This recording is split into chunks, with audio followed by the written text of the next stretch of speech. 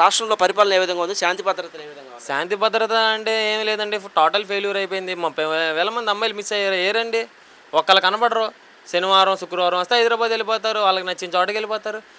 ఎక్కడ పడితే అక్కడ వైన్ షాపులు, తాగిన వాళ్ళకి ఏం చేయాలో తెలియదు. ఆడపిల్లలు వెళ్తేనేమో ఏది పడితే చేస్తూ ఉంటారు, అవుతూ ఉంటారు, చంపేసి పడేస్తారేమో మాకు తెలియదు అంటారు. ఏమనంటేనేమో నాన్నగారు ఎమ్మెల్యే ఉన్నాడు, వాళ్ళు చూస్తారు, వీళ్ళు చూస్తారు అంటారు. మళ్ళీ అది ఏమి ఉండదు, అవతలకి ఎంతో కొంత ఇస్తారు, సెటిల్మెంట్ చేసుకుని ఇంకా ఆడపిల్ల జీవితం నాశనం అయిపోయినట్టే. ఏమీ లేదు అందులో. శాంతి భద్రతలు అంటే టోటల్లీ ఫెయిల్యూర్. ఇప్పుడు శక్తి యాప్ పెట్టారండి. జగన్ గారు ఏం పెట్టారు? దిశ యాప్ అని పెట్టారు. ఆయన అలా 2 సార్లు ట్వీట్ చేస్తేనేమో లైట్ వచ్చింది, లొకేషన్ వచ్చింది అన్నారు. సేమ్ యాస్టీజ్గా ఇక్కడ కూడా అదే చేశారు కండి. మళ్ళీ జగన్ గారిని ఎక్కిరిస్తున్నారు మళ్ళీ ఇల్లు. ఇంకా ఏమి లేదు. పొద్దున్న లేచిన దగ్గర నుంచి జగన్ గారి గురించి ఏ విధంగా బురద జల్లాలనే చూస్తున్నారు తప్ప, మనం సూపర్ 6 చెప్పాము, అమలు చేయాలి, ఇంత కాదు ఇంత అన్న చేయాలని ఒక్కరికి కూడా లేదు. అంటే జగన్మోహన్ రెడ్డి గారు అదంట ఇదంట డబ్బులు ఇచ్చి పిలిపించుకుంటున్నారు అంటున్నారు. మిర్చి యార్డ్ రైతుకి వెళ్తే ఆ డబ్బులు ఇచ్చి పిలిపించుకుంటున్నారు అంటున్నారు. తర్వాత వల్లభనేని వంశీ గారికి పరామర్శిస్తాకి వెళ్తేనేమో అక్కడ కూడా డబ్బులు ఇచ్చి పిలిపించుకుంటున్నారు అంటున్నారు. తిరుపతిలోనేమో 235 పైగా వైన్ షాపులు అండి. ఏంటంటే అక్కడ దేవుడు దర్శనాల దగ్గర తిరుపతి దేవస్థానం మన టొనార్ది మనది పెద్దది అసలు గుడి. దాని గురించి అక్కడ కూడా వైన్ షాపులు పెట్టేసి బాగా ఇది చేసేసి అక్కడ కూడా బాగా ఇదైపోతున్నారండి ఎవరి కాళ్ళే. చాలా వరస్ట్ అంటే వరస్ట్గా ఉంది ఇప్పుడు ఈ ప్రభుత్వం అయితే.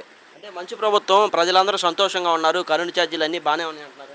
మంచి ప్రభుత్వం అయితే చంద్రబాబు నాయుడు గారు మా 1వ తారీఖు కల్లా పెన్షన్ ఇచ్చేస్తాకి బస్సు వేసుకుని వెళ్ళిపోయి అక్కడ ఎక్కడెక్కడికి సెట్టింగ్ పెట్టేస్తే కొత్త కొత్త వచ్చి ఇప్పుడు మన బార్బర్ షాప్కి వెళ్ళాడు. అప్పటికప్పుడే కుర్చీలును అప్పటికప్పుడే ఇవన్నీ వచ్చేసినాయి అండి, షేవింగ్ కిట్లు అవన్నీ. ఇదైతే నమ్మసక్యంగా అయితే లేదు.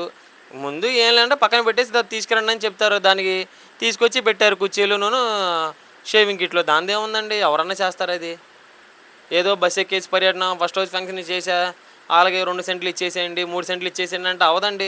తీసుకొచ్చి వాళ్ళకి చేతిలో పెట్టి రిజిస్ట్రేషన్ చేయించి వాళ్ళ పేరుని ఇస్తేనే నువ్వు ఇచ్చినట్లు లెక్క. ఇచ్చేసేయండి అంటే అవదండి అదైతే. అంటే గతంలో ఏ విధంగా ఉండేది వాలంటీర్ వ్యవస్థ?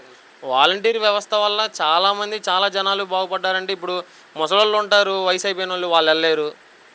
వెళ్ళి ఇంటికి వెళ్ళి తీస్తాడు. వాళ్ళ వల్ల కూడా అవ్వ తాతలు కూడా చాలా అంటే చాలా ఇబ్బంది పడ్డారు. మొన్న టీడీపీ ప్రభుత్వం వచ్చాక ఒక ముసలావిడ ఫంక్షన్ కోసం కనబడక రోడ్డు మీదకి వెళ్తే ఏపీఎస్ఆర్టీసీ బస్సు గుద్దేస్తే ఆమె స్పాట్ డెడ్. ముసలావిడ, ఆమెకు ఎవరు లేరు.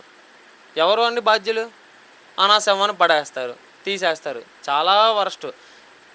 వాలంటీర్లు ఉన్నప్పుడు ప్రతి ఇంటికి వెళ్ళి ఏం కావాలమ్మా ఏంటి అని దగ్గరుండి చేశారు. దానికి కూడా విమర్శలు చేశాడు. ఏం ఉద్యోగం? గోను సంచులు మోసే ఉద్యోగం. ఆ గోను సంచులు మోసే ఉద్యోగాలు వాలంటీర్ గురించి జనాల్లోకి పల్లెటూరులోకి వెళ్తే తెలిసిద్ది ఎవరేంటి అనేది. గోను సంచులు మోసారా, మీ దగ్గర వాలంటీర్ వ్యవస్థ మంచిగా నడిచిందా అడగండి, అప్పుడు చెప్తారు. అంతేగాని గోను సంచులు మోసారా అవన్నీ మీరు టోటల్లీ ఫెయిల్యూర్. మీరు వచ్చాక 10,000 ఇస్తా అన్నారు. ఏది వాలంటీర్ జీవోనే లేదు, సంవత్సరం అయిపోతుంది, తీసేశారు.